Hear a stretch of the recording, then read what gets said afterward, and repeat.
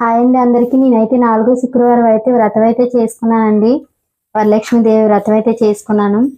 తల్లికి మనం ఆర్భటాలతో ఏం చేయక్కర్లేదు. మన దగ్గర ఉన్న చిన్నదైనా చాలు, కానీ భక్తితో చేస్తే చాలు.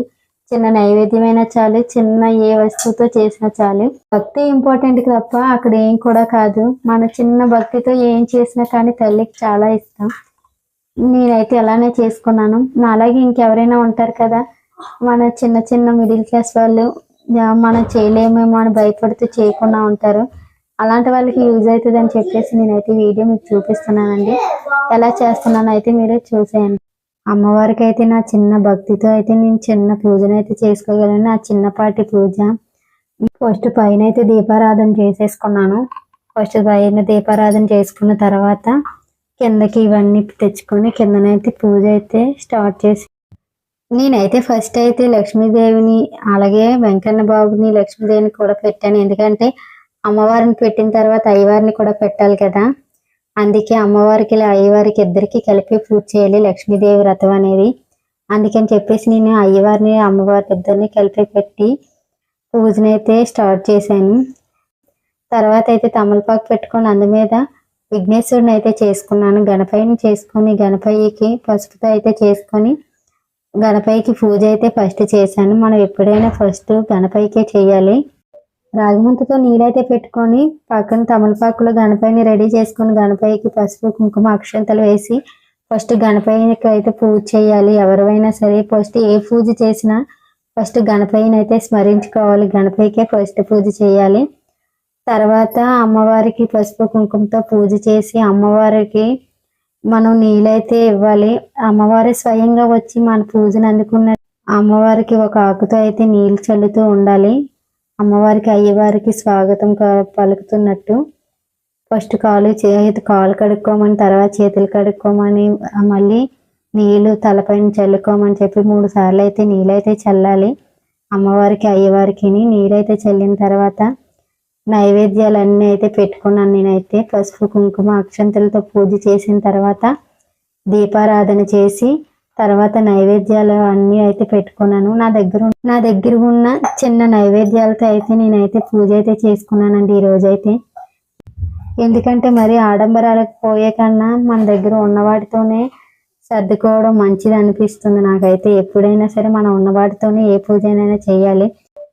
గొప్పలు పోయి పాపాలని అంటకట్టుకునే కన్నా మనం ఉన్నదాంతో చేసుకున్నది చిన్న పుణ్యమైనా చాలు. అందుకే నా దగ్గర ఉన్న చిన్న వస్తువులతోనైతే నేను నైవేద్యాలు చేశాను. శనగలు అయితే తెచ్చుకొని నైట్ అయితే నానబెట్టుకున్న తర్వాత ఉదయం లేచి ఉడకపెట్టి ఒక 10 నిమిషాలు ఉడకపెట్టేసి తాలింపు అయితే వేసాను. అన్నంలో కొద్దిగా లెమన్ రైస్ లాగా అయితే చేశాను అన్నాన్ని. నైవేద్యం ప్రసాదం నైవేద్యం కూడా చేశాను.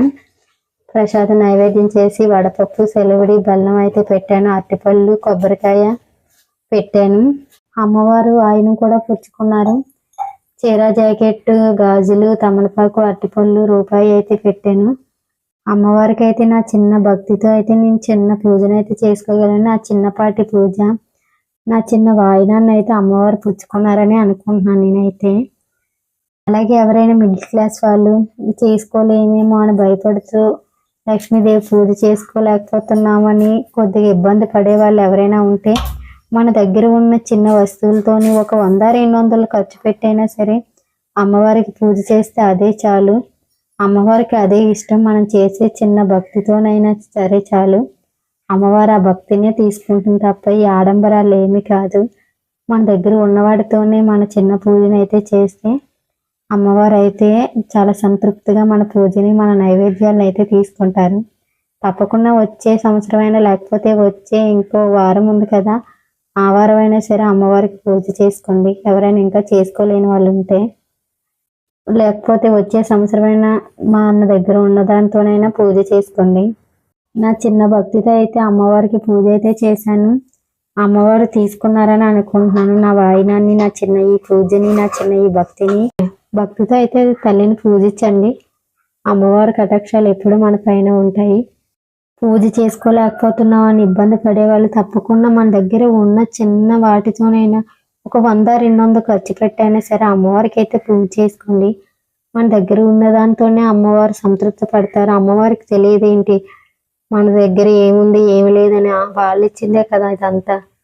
ఆడంబరాలకు పోదామని చెప్పి ఇంట్లో వాళ్ళని ఇబ్బంది పెట్టి మనం ఇబ్బంది పడుతూ, వచ్చే సంవత్సరం ఆ మిస్టేక్స్ అనేవి రాకుండా నేను చూసుకుంటాను. నా పూజలో ఏవైనా మిస్టేక్స్ ఉన్నట్లయితే మీరు తప్పకుండా అవైతే కామెంట్ సెక్షన్లో కామెంట్ చేయండి.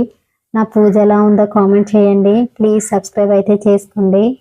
వచ్చే సంవత్సరం ఆ మిస్టేక్స్ అనేవి రాకుండా నేను చూసుకుంటాను. నా పూజలో ఏవైనా మిస్టేక్స్ ఉన్నట్లయితే మీరు తప్పకుండా అవైతే కామెంట్ సెక్షన్లో కామెంట్ చేయండి. నా పూజ ఎలా ఉందో కామెంట్ చేయండి. ప్లీజ్ సబ్స్క్రైబ్ అయితే చేసుకోండి. అమ్మవారు అయితే తప్పకుండా మన పూజను అయితే అందుకుంటారు. అందరూ భక్తితో అయితే తల్లిని పూజించండి. అమ్మవారి కటాక్షాలు ఎప్పుడు మన పైన ఉంటాయి. నా వీడియోస్ కనుక నచ్చినట్లయితే మీరైతే లైక్ అండ్ సబ్స్క్రైబ్ చేసి నన్ను సపోర్ట్ అయితే చేయండి.